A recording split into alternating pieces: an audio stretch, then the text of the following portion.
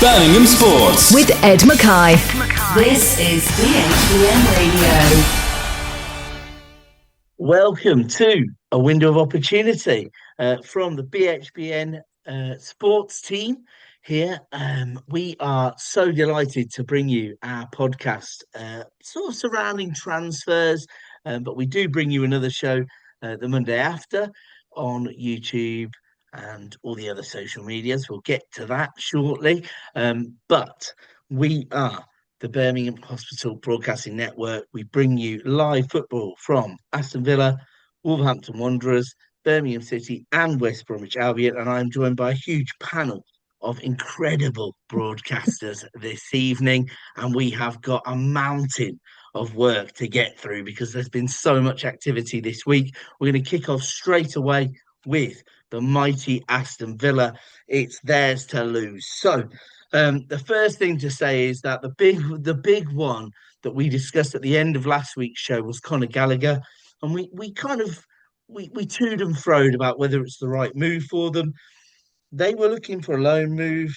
Spurs, in desperation, I suppose, trying to keep Thomas Frank his job, have gone big.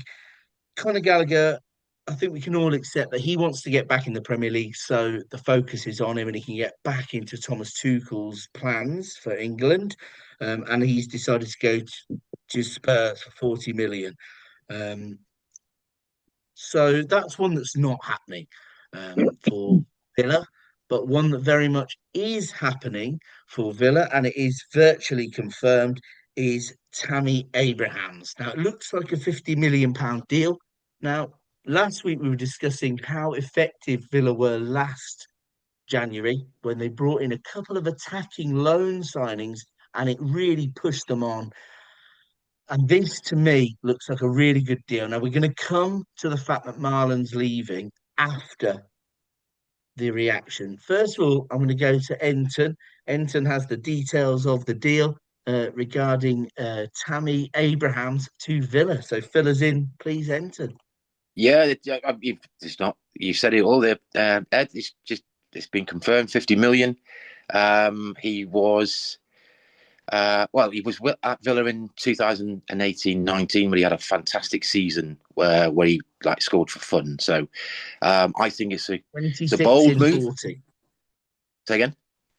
26 goals in 40 games. Yeah, that's right. Yes, yeah. So he was on fire. So, I think it's a bold decision. I think one that could probably benefit Villa.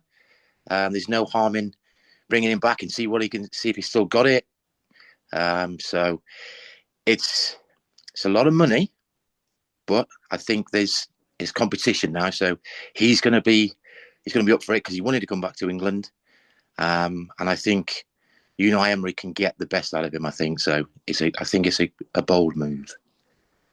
Yeah, I mean, you make a really good point. I mean, he's on loan at Besiktas from Roma. Yeah. Obviously, Marlon's going to Roma. Have here 115 grand a week, a 4.5-year deal. I think he's an upgrade on Marlon personally, who hasn't been able to get into the team. Is that how you see it?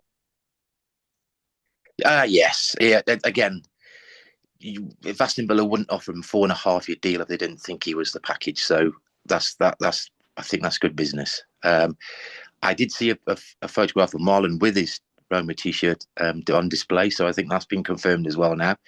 So again, he's still young as well, and I think having the opportunity to come back to England, I do believe that he'll be raring to go. I think that he's one to watch. I prefer him over Conor Gallagher myself because I think he's got a bit more in him, a bit more pace. So it's one to watch. Yeah, absolutely. I mean, he's a different profile to Conor Gallagher. Conor Gallagher, tenacious midfielder.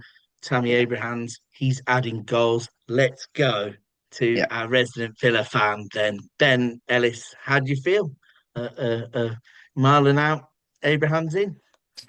Good evening, everybody. First of all, mixed is, if I'm honest, because I've been doing some thinking about this, and I've just been looking at while you were talking there about the fee. of 50 million. There's no way under the current PSR that Villa could just pay 50 million pounds up front and make a signing without Structure point two. significant outgoings, and that would include Daniel Marlon. So let's. I think the entire package of payments and wages and structure plus players going out would be a total package of about 50 million pounds if that's what happens. What concerns me about this, and what I'm finding difficult to come to terms with, because I've spent the last several weeks, even going into a couple of months, defending the criticism of Aston Villa for their XG being so low, and saying, well, I'm yet to see a team called XG win a trophy. You know, they keep going on banging on about why it's so important. Yeah. But if Aston Villa's XG is so low and that's so important, who's going to create the chances for Tammy Abraham to put the ball into the net? If Villa have a high XG, which they say is so important, and they create a lot of big chances, we could potentially have a mini Erling Haaland on our hands here. He will score the goals if you create the chances. Who's going to do that? He's not going to do it himself. So that's my concern. Okay, that's a fair concern, and I may have the answer, because there's a potential contact being made apparently to AC Milan for Ruben Loftus-Cheek. Would he be the creator for Tammy Abraham? That's a potential in. Is that one that would interest you, Ben? It's the first I'm hearing of it, if I'm honest. The X factor in all of this is Unai Emery, because it almost doesn't matter in terms of well, it does matter how much you're spending because of the PSR. But even if they come in for relatively cheap in the grand scheme of things, not that any of us can afford to splash out that kind of money, but in relative terms, to bring players in cheap, you think, oh, this is a bit sort of bargain basement shopping. You're underselling yourself here. This isn't very ambitious, but you've got a proven top class head coach who improves virtually every player he comes into contact with. So if people start getting kind of upset that, oh, he has-beens, cast-offs, people have had their day. If Unai Emery wasn't the manager, I'd be inclined to agree, but he is. And what Unai Emery likes generally, and I caveat things like Harvey Elliott in with this as probably the exception to the rule, but what Unai Emery enjoys is a project, is something to get his teeth into. And to make players better, integrate them into a system, and then push on. And yeah, we're looking for a similar kind of January as last year, as you mentioned, with the likes of Rashford and Asensio. If that's what happens this time, then yeah, we can get very excited. Personally, I'd be looking for some central midfield cover if players are going to come in. Let me interject then, because I have a couple more to throw at you. Danny Ceballos from Real Madrid as a potential project, somebody who's on the fringes at Real Madrid, can't break into the first team. He's been touted as somebody who Unai Emery has been interested in, and Allen from Palermo. Obviously, we know he understands the Spanish league and those kind of development players. I'm not suggesting that you know all about them. I certainly don't, but they're names that are being bandied around. So it looks like he is looking for a creator to go along with another goal scorer, which must be encouraging, at least. Yeah, I'd be looking at central midfield though, especially after today in the press conference that they expect Boubacar Kamara to be out for quite a while. Danny Celebos, he's a midfielder, isn't he? Central midfielder. Okay, fair enough. Yeah. But they need that strength because Anana's still out for a couple of more weeks. Ross Barkley's still yet to come back. Villa's real strength is the midfield, but the numbers are pretty low at the moment. So that needs shoring up. So if they were able to do something, I think you and I have previously discussed the sort of the makeup, if you like, of that midfield, the industry with the creativity that it has, and I think that's part of the reason they wanted Conor Gallagher, because he just shored things up. If Onana's not there, he can do that tenacious part. They haven't got him, but they are looking at alternative options. So Danny Ceballos, he's more of that kind of profile, and I Yeah. think Alan Palermos, he has that midfield industry as well. So they're options. They're trying. Mm, They've almost certainly got you another goal scorer, which we know is mm, important when you're competing on a number of fronts. And I think you're right. I think they need somebody to provide for them, and they're looking, which I think's good. I Let's wasn't talk that about. upset about Oh, Conor sorry. Gallagher though. No, well, I I think the wasn't thing all. about Conor Gallagher is he's a great player, but he's sort of underwhelming. He's, Mm, you know what I mean? I don't think yeah, Tottenham fans are like raising the roof or anything. I think they're sort of thinking, okay, well, we've already got two of them. Yeah, yeah. I mean, who's I going to look back make at us win games? last Saturday when we were at the Tottenham Hotspur Stadium, particularly during that first half. And I think would Conor Gallagher have made that team significantly better in that No. game? I'm not sure that he would, but what he is going there for is he's But he going to play more starts. or less every week, Yeah, yeah, exactly. you know, Conor and he Gallagher wants to catch the starts for eye of Spurs. Thomas Tuchel. Tuchel, of course, with less than 6 months to go now before the World Cup. So I don't think with the makeup of Villa's midfield, if all the injured players come back, we wouldn't be guaranteed a start in Yeah, the Villa agreed. midfield. Plus, it's also, you know, it's up to Atletico Madrid as well. You know, do they want to accept the money up front or do they want to accept a loan? Yeah, Villa are only willing to do a yeah, loan, and that's there's it. no point getting upset about that. That's business. So Yeah, I'm not. agreed. No, no, I'm not that upset about it. I'll be No, honest with I you. understand that.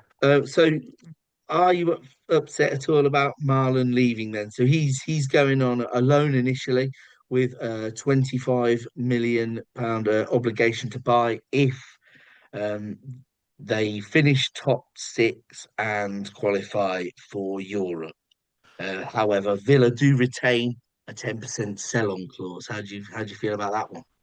I'm not so much upset as surprised, because I mean he looked a very happy player even out on the field at Tottenham last week. There is an issue with Marlon in terms of when he starts. I think he's not as effective as a starter as he has when he's come off the bench. There is the thing that last season when Rashford and Asensio came in January, they got the Champions League squad places and he was left out. Is he afraid that that might happen again if Villa finish in the top four, which they're at this stage highly likely to do? So all these things probably going through um, Daniel Marlon's mind, and Villa have even under Unai Emery have been very quick to bring players in, see them do well, and move on. Think of John Duran, think of Moussa Diaby. It happens with this Villa setup, and I don't think. Yeah, it would have been nice for him to have stayed longer, scored some more goals, but as long as they're doing something to replace him, to Proactive. bring, Yeah. then it's fine. Okay. Well, that's fair, and that's exactly what Rob Richards, our other Villa correspondent, said last week. That he sees it more of a strategy of moving players on, bobbing and weaving in the market. The only other thing to report from Villa is that Finley Monroe has gone out to Middlesbrough, but we're talking about a player that's not really in the offing and maybe feeds into the strategy. We are going to have to leave it there for Villa because they have had so much activity, but so have a lot of other clubs. And we're going to go across to Birmingham City now. And both Kim Smith and Paddy Silk are with us, and they report on Birmingham City quite often. So I was going to be a bit grumpy old manish and do the outs, but let's do the ins first and be positive because I get too many accusations of being a grumpy old man. So, Johan Solis, the deal is closed. It seems like it is definitely happening. 21-year-old from Girona. Exact 2 weeks ago, Ben Ellis said, "What Birmingham City need is a midfielder enforcer who can take control of the game, who can control a midfield, and then things can happen in front of him." Now that seems the profile of Solis. It's initially 500 million. £500,000 loan. How much? Sorry. £500,000 loan. Cancel the stadium. They're not building that anymore. They've splashed it out on.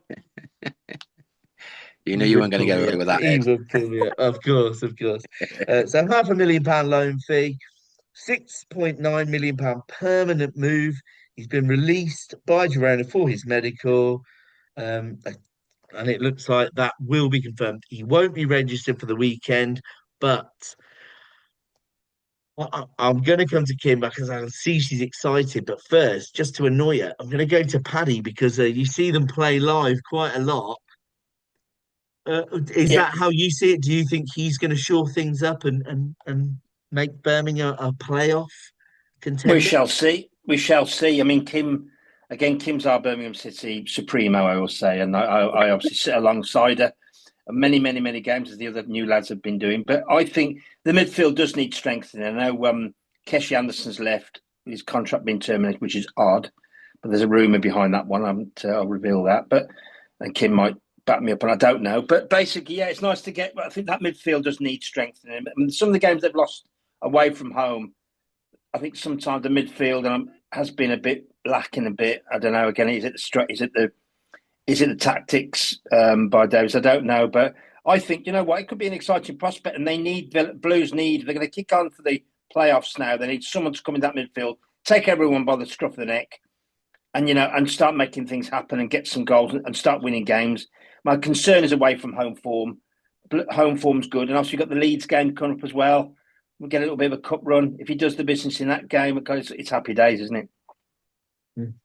Well, Kim, let's come to you then. Are you excited about this signing? We spoke last week about this being a potential in, and it's happening. So happy days. Yeah, it looks like it. It sounds as though as long as the medical is okay, and I gather also that the permanent transfer would be triggered if he plays more than 11 games for us. Yes. So I suppose what it does do is give Chris Davis the option to test him out. If he doesn't hit the ground running, then obviously we've got the option to not take it.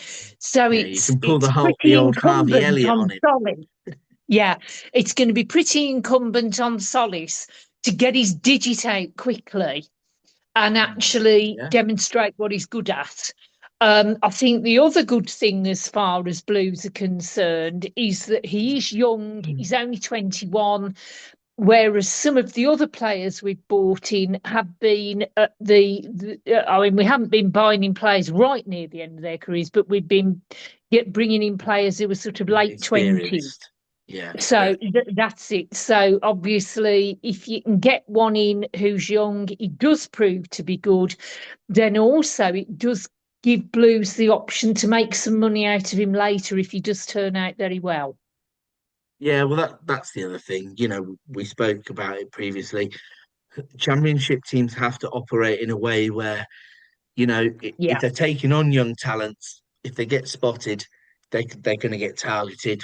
I mean, prime example is Morgan Rogers at Middlesbrough, and now look at him for Villa. So these are the way you have to operate in this market, aren't they? Because it's so well, it's tight, but also I think Premier League teams want Championship teams to take a chance on players so that they can see if they've got something about them, don't they? So that makes sense. But you've already seen one transfer come in and make an impact, and if you get 2 for 2, then I think Chris Davies can feel like he's being backed. That's definitely. And then also on the radar, allegedly, is from Sweden, a young striker, excuse me, who's also 21, August Priska.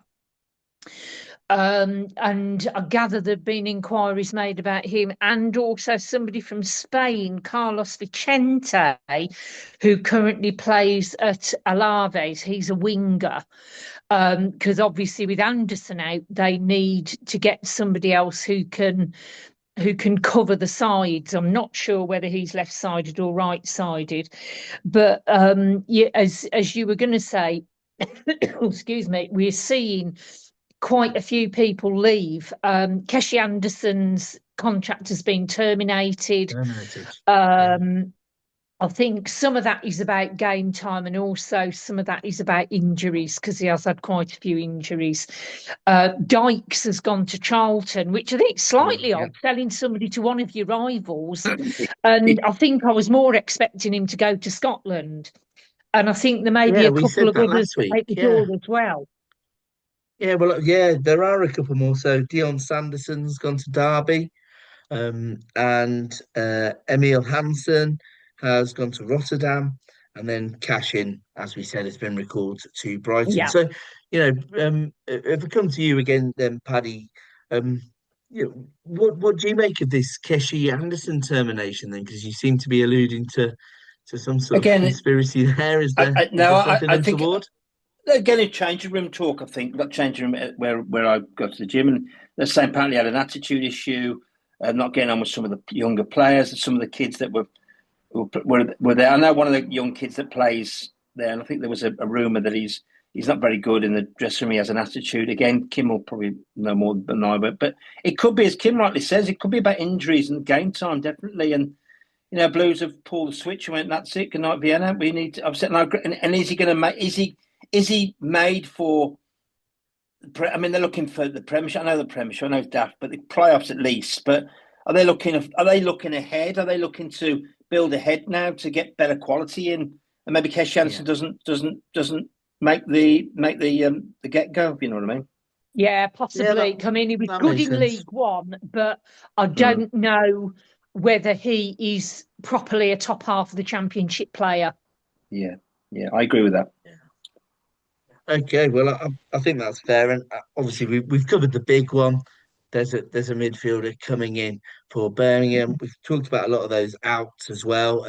It does seem like Birmingham are trying to build a higher quality squad rather than a first 11, because they've let 1, 2, 3, 4, 5 go. They brought 2 in. But Kim's brought us another couple of transfer rumours there. So we'll look to maybe cover those next week and see how those are doing. But before we do, we'll go quickly to Ben, just for his views on the ins and outs at Birmingham. Well, I think it's actually, I think this is actually quite a clever move from Birmingham City. Is the kind of business that you would expect a team to do in the summer. They're going to do it in January, bring those players in, let them bed in, let them settle in, and then hit the ground running at the start of next season. I think that possibly could be the strategy for them, which, if you get off to a flyer in the Championship, it's very difficult for teams to catch you. And I think that maybe trying to do that. They've certainly got to refresh the quality to look at the top half of the Championship. And the players that are being let go, they played in League One, mid to lower half of the Championship at best. They need to refresh the squad if they want a serious promotion push. And I think they're smart to do it now. Yeah, I would agree with that. Enton, do you have anything to add there, or would you concur with that? Yeah, I think everything's been said. What's happening at Birmingham? I think there's nothing much more I can add. At the end of the day, more outgoings than incomings, but I'm sure that they'll settle down, and there's maybe a few more twists for them to come as well. So they just need to start winning games. Like I said, the home game, they're home. They're very good at home. They just need to start winning away. Yeah, that's very true. Yeah, we've spoke about that on the Monday after, haven't we? So, looks like a solid strategy for Birmingham City, and we've covered both of the Birmingham teams there. So we're going to go to a quick break. When we return, we're going to look at Wolverhampton Wanderers and West Bromwich Albion. BHBN Radio has been going since 1952. It is run entirely by volunteers, 24 hours a day, 365 days a year. Right now, BHBN needs friends like you to ensure it can broadcast to hospitals, care homes, and into the community for many more years to come. You can help by donating through our Just GoFundMe account. It's easy. Simply go to our website, bhbn.net, scan our GoFundMe QR code, and in a few clicks, you can help us out. If you're a taxpayer, you can give 25% more through gift aid at no extra cost to you. BHBN Radio. Welcome back to A Window of Opportunity with me, Ed McKay. I've also got Enton Barefoot, Paddy Silk, Ben Ellis and Kim Smith with me. We've already covered two massive incomings, Aston Villa bringing in Tammy Abraham and Birmingham City bringing in Johan Solis. Let's move across to Wolverhampton Wanderers. And this time we are going to start with the outs, because last week we discussed the fact that Wolverhampton are in a really precarious situation in that they know they're going down, but they're starting to build a bit of momentum under the new manager. So it's awkward for them because some people are going to be looking to jump ship, but they do need to recruit people for the Championship next year. So who wants to leave? Who wants to join in those situations? One of the outs, which is all but confirmed, is somebody who we talked about at length last week as somebody who we thought they should keep around, and that's Manetzi. Now, whenever I've seen Manetzi, he has been used as an impact player under both Vitor Peretti and Rob Edwards, but whenever he comes on the pitch, he does make a difference in the midfield. But it looks like he is going on loan to Paris FC, not PSG, Paris FC, who are actually owned by the richest French man there is. So they are looking to make a push, Paris FC. But we talked about them dismantling their spine last week. And now it looks like Manetzi is leaving after all, Enton. How do you view that? That's a big blow for them, isn't it? I think that he's a quality player in my opinion. So it's a big loss for him to see him go. But again, that's football, isn't it? So they have, again, you said it in the beginning, Ed, that it's life in the Championship now. And although the season there are games in the Premier League still to play, and more games will come thick and fast. It's what happens now is how the investment now in players, with who can they attract, if, like you said, it's who they can attract first. Then if some of the targets that they can bring in, then great. But it's just momentum, building that momentum of what they've just the small patch they're in now. They're building a little bit of momentum. The best for them to do as a club now is make sure that they just get as much points as they can for the end of this season, and then think about in obviously the break what players can come in and give them a good charge for the Championship next season. So how that happens, I don't know. But again, it's falling under that umbrella now of making sure they win or compete as much as they can for the end of this season and bring in who they can. Yeah, that's fair. Well, we'll stick with outs because I'm going to come to Paddy now. Another potential out that we discussed last week is Gomez being targeted by other clubs. And one of those clubs is Man United. So Man United and Napoli, both interested in João Gomez. Would that be a solid buy for your club, Man United, Paddy? No. We've got enough Portuguese players as it is, and also not like you to be negative about Man United. I've got to. When I'm hearing about Southgate coming to United, I want to go to a nearest forest and scream. As long as that doesn't happen in the season, that's all. But no, I don't think Gomez will come to United. I know. I was going to go to a forest if I could find one. I was going to say. No. But, sorry. But basically, I can't see Gomez coming in. I think if he goes to Napoli, great. I mean, if Amrin was still there, but he hasn't. There was no rumour for a while on that one, because that's a bit of a wild card.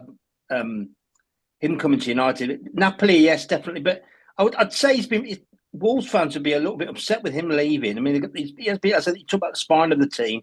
You want to keep some of your best players and try and. Because Wolves have been having a bit of a fight lately, and they've been really, really fighting back. And yet, I know they won't survive relegation. I know it's pie in the sky, but do you know what? They've got to keep the best players, and I think Gomez, and let him go. I know there's loads of rumours about Calvin Phillips coming in, and I mean, possibly is it Larson going to Palace? Because is it their centre forward is looking to has said to him that he wants to leave. Will Palace let him go? Is Jean-Claude? I'm trying to say his surname now. You know. Pardon? Mateta, yeah. So Mateta, they could do a swap deal there. I don't know. That'd be great. That'd be a great one for Palace, wouldn't it? You know. I don't see Mateta going to I Wolves. know. But Larson, I mean Larson, we've spoke about him virtually every week of the window.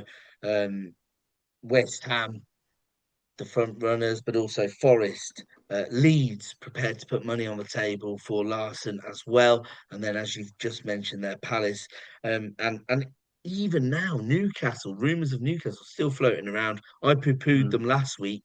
I can't see that with Wissa and Voltemade there. But yeah, I certainly see Larson moving because when we get to the end of the window, somebody is going to take a punt on bringing the number 9 in. Scoring a hat-trick this week hasn't done him any harm at all. So let's talk about Ins at Wolves then, because we are running short on time because it's a jam-packed show. Last week we discussed Sam Surridge of Nashville FC. He is still very much in the offing. They're still inquiring about him. Pedro Lima has been recalled from Porto, so they obviously want numbers with the fact that Menezzi's leaving and they can see some other outgoings. But there are some interesting rumours as well. It looks like Wolverhampton Wanderers must have some sort of relationship with Basel because they're looking at an attacker in Otole. I don't know anything about him, but £6 million is the valuation from Basel, and also a defender, Ajete from Basel. And then a really interesting one, Trafford from Man City on loan to go in goal. Now, what do we think of this? I'll come to you, Kim. You've reacted there. So what do you think of that one? Yeah, I've not heard about the Trafford one. I've just seen the one about the central defender from Basel, but Trafford would be a jet. I beg your pardon. Trafford, I think, would be a good one for Wolves to bring in. He's showing himself to be very, very capable. I mean, he's still young. Jose Sarr is a bit sort of up and down, isn't he? Hit and miss, isn't he?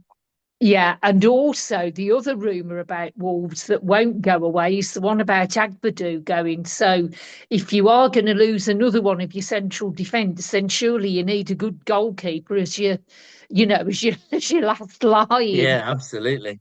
Well, I'll come to you then, Ben. You know, if Wolves can't hang on to their spine, if they're going to lose Larson, Gomez, Menezzi, Agbadou potentially, they're going to have to buy all of these players, aren't they?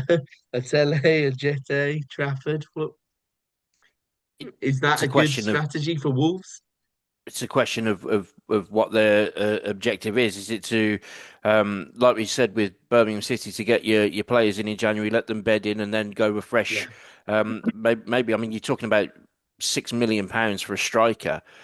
Premier League teams don't spend that little on strikers unless they're an absolute gem. I mean, 6 million today is 100 grand 20 years ago. You know, that's you're right. It's a championship buy, isn't it? It's a championship buy. There's no doubt about that. They're closer now to the target of Derby, which we thought was in real jeopardy a few weeks ago. They probably will better that now. So that's one monkey off the back. So it's a case of preparing for next season in the Championship.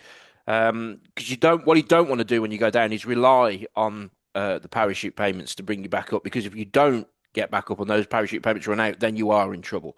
So to get back as quickly as they can to prepare for it now is probably the smart strategy. Yeah, I think I'd have to agree. Well, we shall wait and see. So it looks like, Wolverhampton Wanderers that they've at least got a plan in place. They know they've got an idea of who wants to jump ship, and it looks like they've got some names on their list for who they're going to take to replace them once they're in the Championship. We are going to move on then. We are going to cover West Bromwich Albion. Now, West Bromwich Albion, the only real move they've made um, in the transfer window is to get rid of their manager. They've obviously brought Eric Ramsey in.